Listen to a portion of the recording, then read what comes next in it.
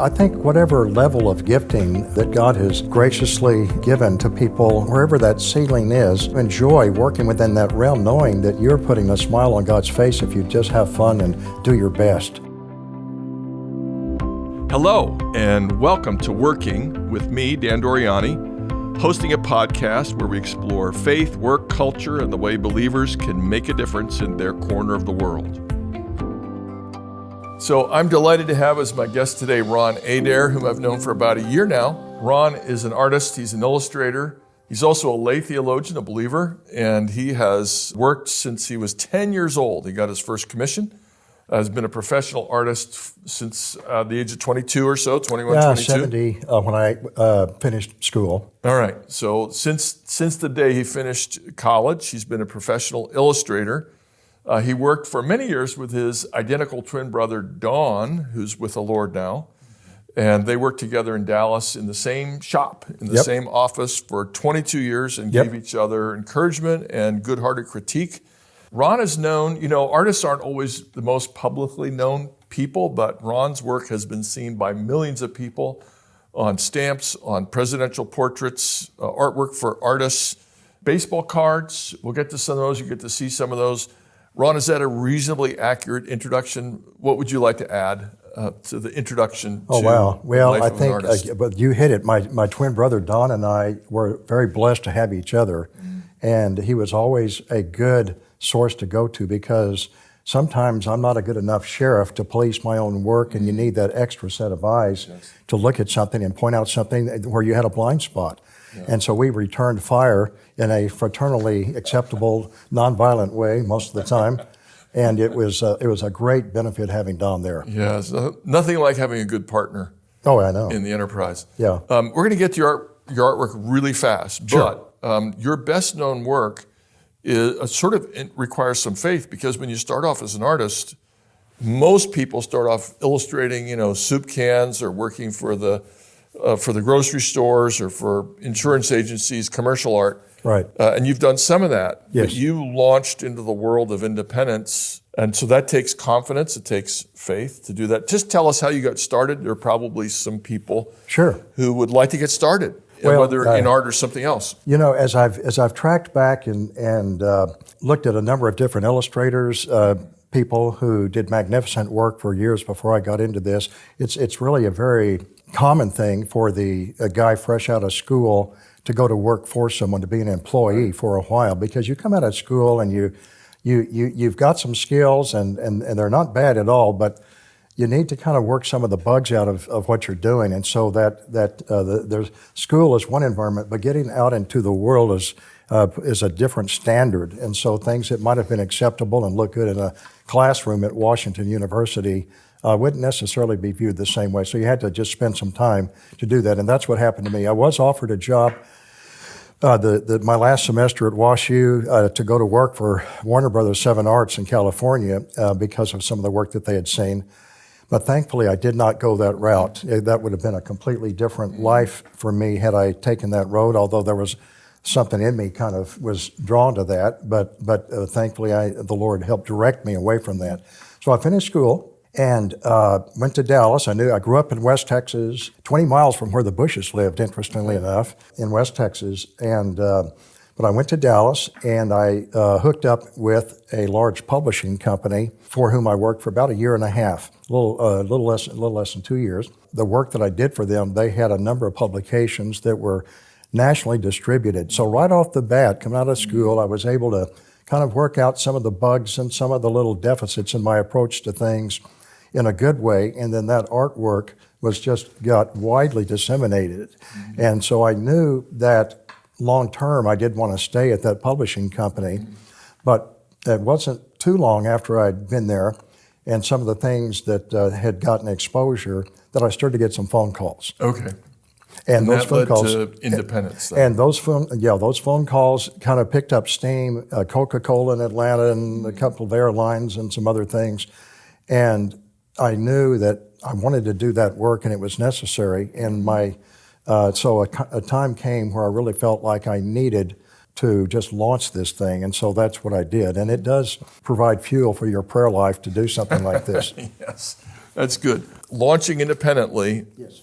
into the world. Why don't we just get right into some of your artwork? And I know most of our listeners are not viewers, but if you have access by our YouTube channel, you might want to watch this part instead of listening to this part. So we're going to hold up some artwork. And Ron, you gave me the privilege of holding up something first. I'm going to start with something a little bit smaller.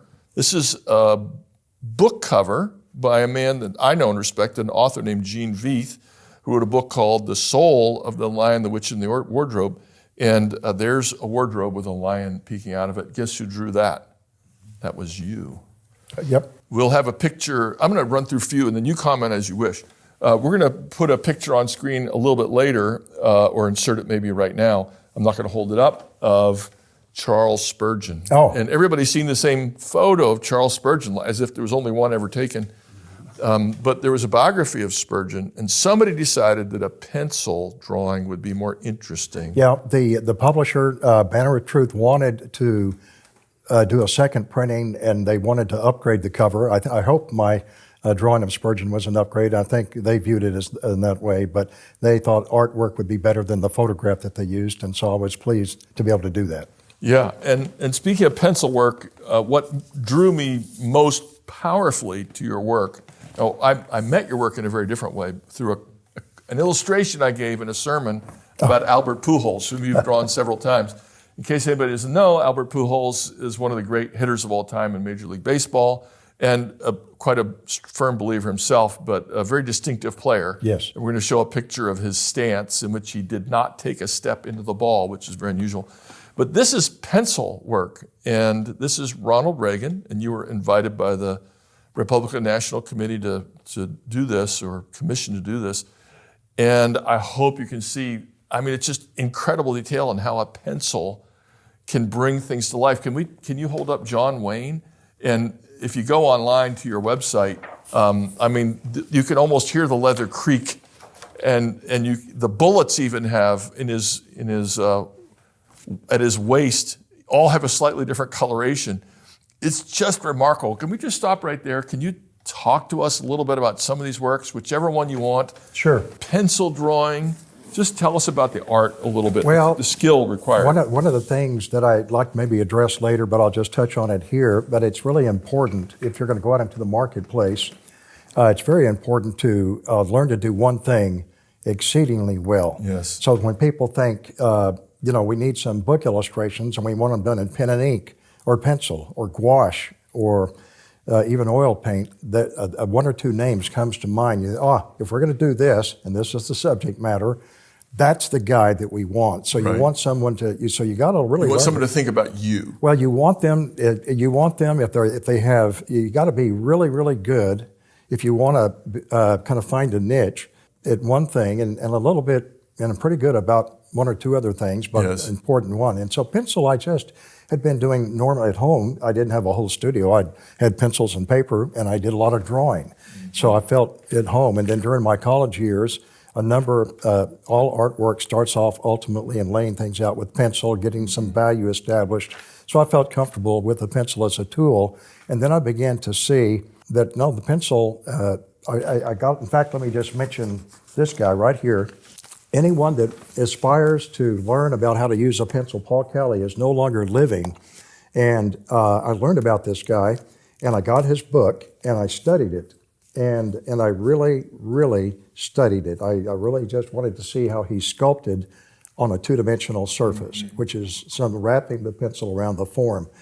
And so I studied this guy like crazy. And so we can see the cover is beaten half to death. Yeah, I didn't chew on it. I think, thankfully, I don't think we have rodents. They didn't do that either. But the good news, the thing is that he really kind of got me thinking a certain way. So my pencil work didn't copy him, but it echoed him. Mm-hmm. And I will say that my first U.S. stamp project, I was in the post office. I saw the artwork in 79 or late 78, early 79. I thought, I can do this. So I put some drawings together, sent them to the U.S. Postal Service, and about a month later, Stephen DeHanos, who was a marvelous illustrator when Norman Rockwell was around, but he was the stamp coordinator and He said, "Hi, I'm Stephen DeHanos. We got your work. We love it. It reminds us of Paul Kelly." Yes, right. And he wrote the foreword to this book. So my work was not a copy of Kelly's, but the way I like to try to build the form and work the pencil kind of echoes him enough where Stephen DeHanos picked it up. Yeah. So the fact that he likes this, and I think this is the best pencil guy that's ever lived. Well, you're pretty good yourself, and if I can ask you to pick up one more, George Bush, your George Bush pencil.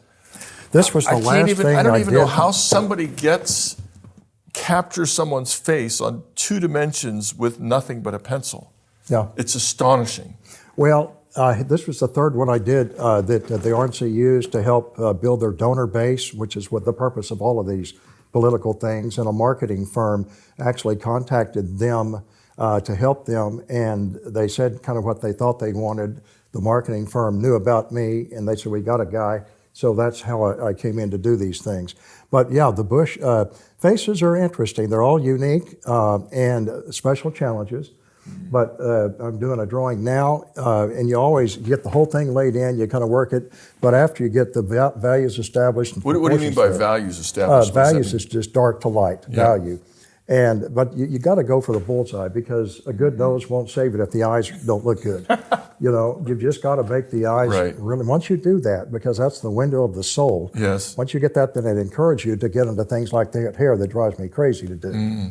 And it's really good hair, I have to say. Well, kind of wiry, but it drove me nuts. I needed counseling after I did that for a while. But anyway. Now, lest we be a sound we're overly political, you also did John F. Kennedy, if I recall correctly. Well, that was a different thing. The Kennedy, that was one of 6 pieces, historical pieces. The city of Los Alamos in New Mexico wanted to do something reflecting the history of Los Alamos Lab, which started in the 30s. So I did 6 montage illustrations, one for each decade of history at the lab. In the decade of the 60s, RFK visited Los Alamos Lab. This is where the A-bomb was made, of course, in the 40s. Right. And JFK came, and it was kind of a high-profile thing. I wasn't there for it, but they wanted me to illustrate that. So the reason JFK is in that montage is he visited the lab in the early 60s. Yeah. And so it was a fun thing. I got to learn history. That's a good thing. You get projects that force you and also motivate you to learn about history, which is good. But you don't just do history. You also do baseball. Oh, God's sport. That's how I found out who you are. Yep. Because I used an illustration in a sermon about Albert Pujols. And we have a couple Albert Pujols here. So Albert Pujols is that one on top's just blank. We're going to declare that Albert Pujols was a St. Louis Cardinals star. He played for the Los Angeles Angels. But I used Pujols as an illustration, and Ron came up to me and said, "Hey, you might be interested." When you mentioned him in a sermon, I thought there's something going on here. This is good. Right. So he had a very unusual stance. His stance was extremely wide, and he did not step into the ball. And I got to tell you, this is, when I saw this, I called this enhanced realism. It's very realistic, and yet somehow it's even a little more colorful, and it's like you captured the coiled body at the instant before the swing starts. Mm-hmm. So it's and he held the bat up real high. Real high, yeah. And of course, this is his face, and you make him look maybe a tiny bit more handsome than he is in real life. I don't know. But here's another one. And this is more congenial, we might call it. And it's, just putting on a batting glove. And this would be a baseball card. So you did a lot with baseball and also some NFL, other sports? Some NBA, mostly baseball. I did probably 225 oil paintings for Upper Deck and Donruss and Leaf. I did a few, but I enjoyed it because I like sports. Right. And baseball especially, and of course Hall of Famers. Yes, and Ken Griffey. Oh, yeah, Ken Griffey Jr. I've got a marvelous portrait of him. Got a few players that I love to and like to follow, and I was able to have some fun doing some paintings of them. Yes. And so that was fun. And these are oil paintings, so that it take you a while to do one well, and I did over 200 of them. So let me just do career just for a second more. Sure.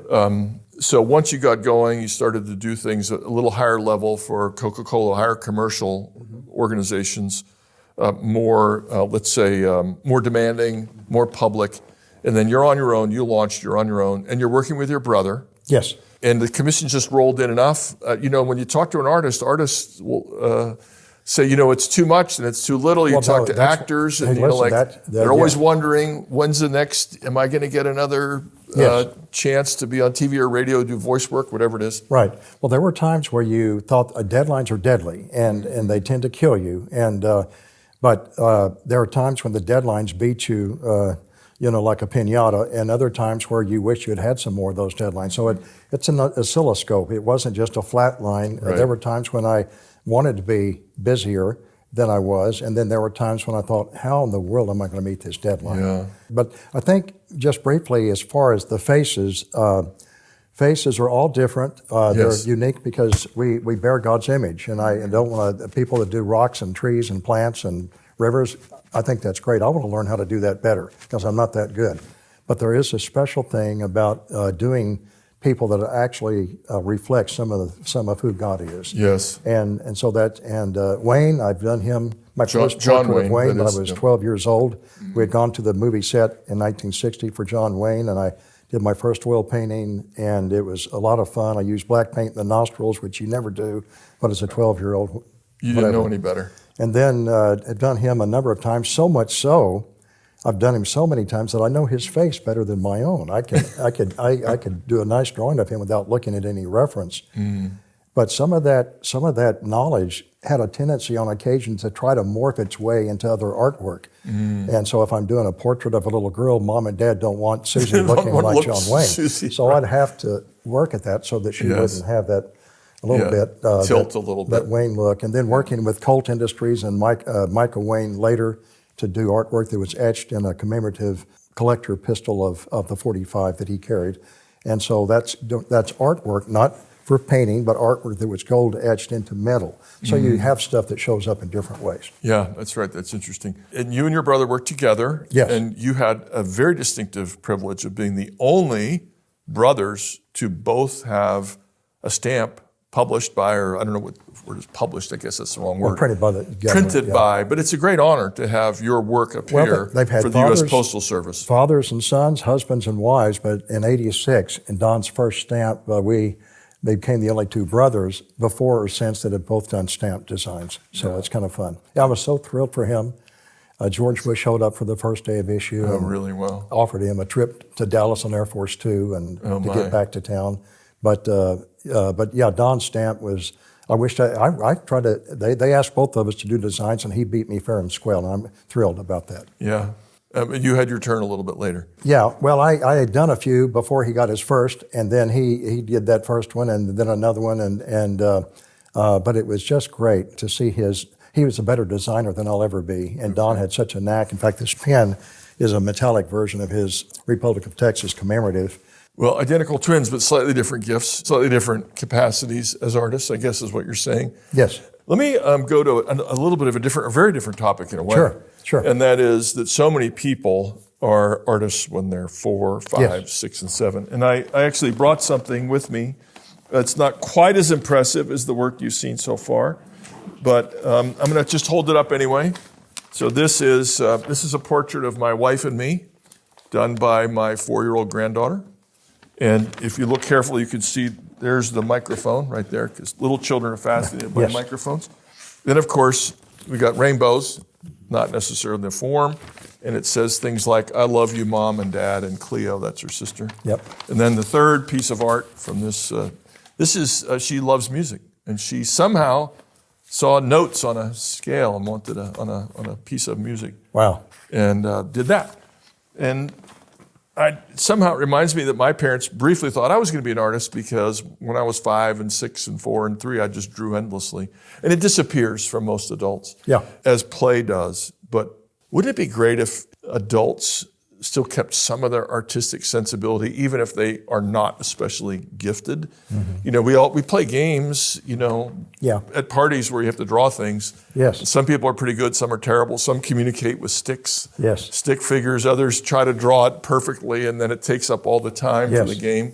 Yes. Would it be good if we were artists all through life? Well, I think so, because drawing first of all, good drawing it demands a lot. You can't approach it and be casual.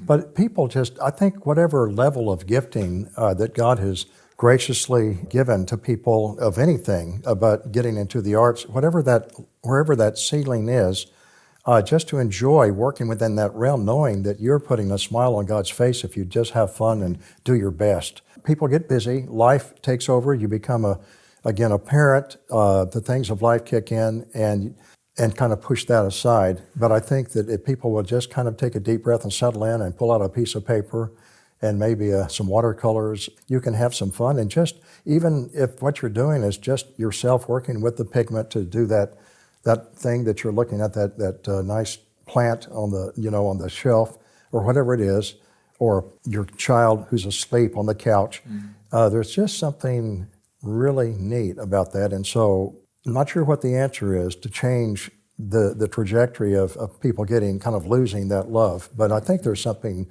for people, and it doesn't have to be great stuff to be really, really fun and good and God-honoring. It just depends. It's kind of like adults are afraid to dance at weddings because they're afraid to look bad. Yes. Well, I am too. And they're afraid to draw something and it's bad. But I think it'd be good if we were more aesthetic, more full-bodied, and we're unafraid to play and try living. Yeah. Not that we'll reach your level, of course. Oh, well, there are people that can dance around me artistically. I do my bit, but there's always somebody that's better than you are and other people who are maybe trying to get there, but we're always in the middle somewhere. Right, that's so true. Now, your faith shapes the way you handle the highs.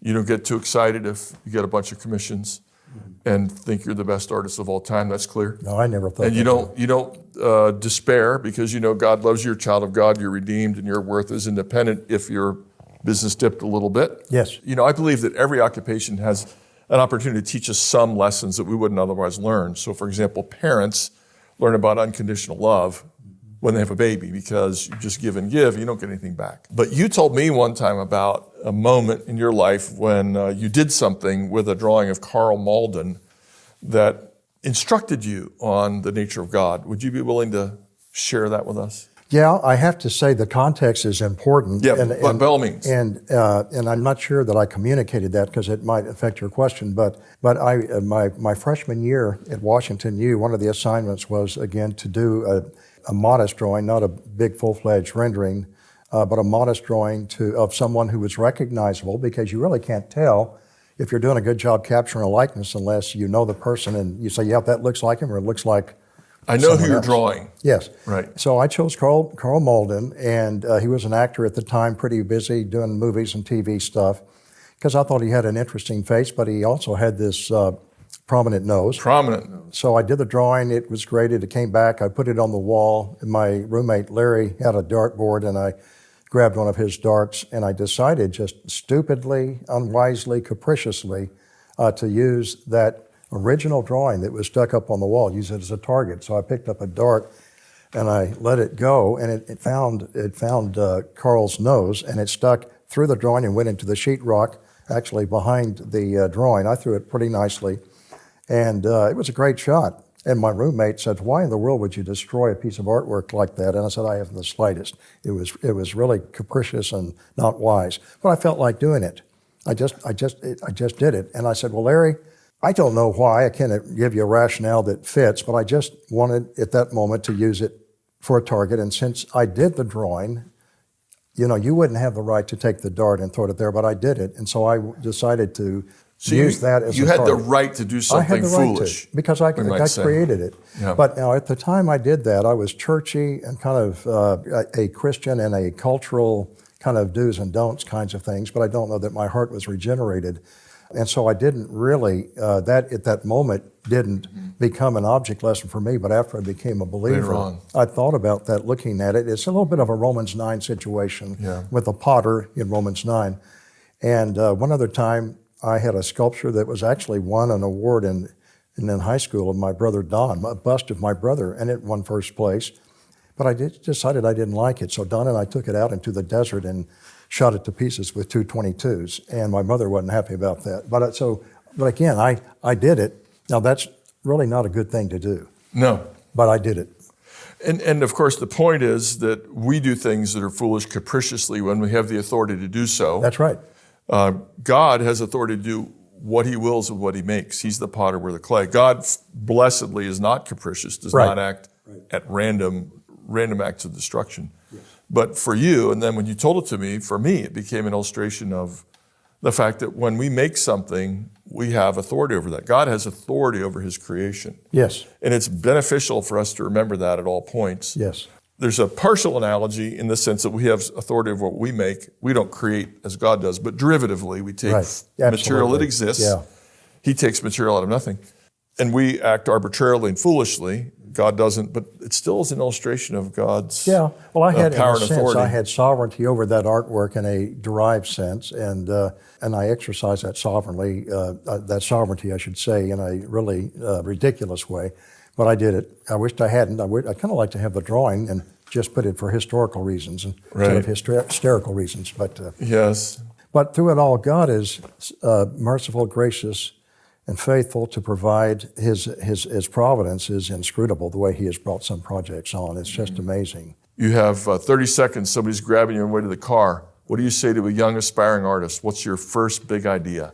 Well, for a young aspiring artist, draw often what you like to do. Stay away from teachers until you're 12-ish or something, because they'll put up guardrails because of their biases. Just parents need to let them run free and just draw what pleases you. And as you're old enough to look at sources where you want to get more exacting, then work that in. But don't worry about that on the front end. Okay, good. I love it.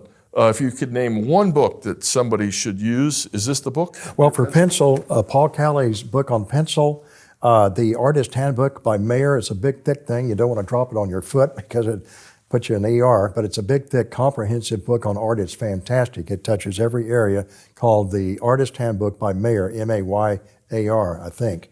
But that's a great source. But for pencil, this guy right here is hard to beat. Ron, thanks for being with us. I'm deeply grateful for your time, for your skill, for your service to God and your neighbor. Thank you for being with us today. Well, I've been delighted to be here. Thank you for this time to chat. Working with Dan Doriani is a production of the Center for Faith and Work St. Louis. We seek to promote faithfulness in the workplace, in education, in discipleship, and in the stories of believers who've applied their faith at work. If you want to put your faith to work and change your corner of the world, visit our website, the Center for Faith and Work St. Louis. Look for faithandworkstl.org. That's one word. We'll help you start a cohort with like-minded believers who also want to practice their faith at work. This podcast is donor-supported. To keep us going, please donate on our website. Maybe more importantly, you can support us by listening, by subscribing, by sharing, by liking us, by posting us on your favorite platform, or go old school and tell a friend.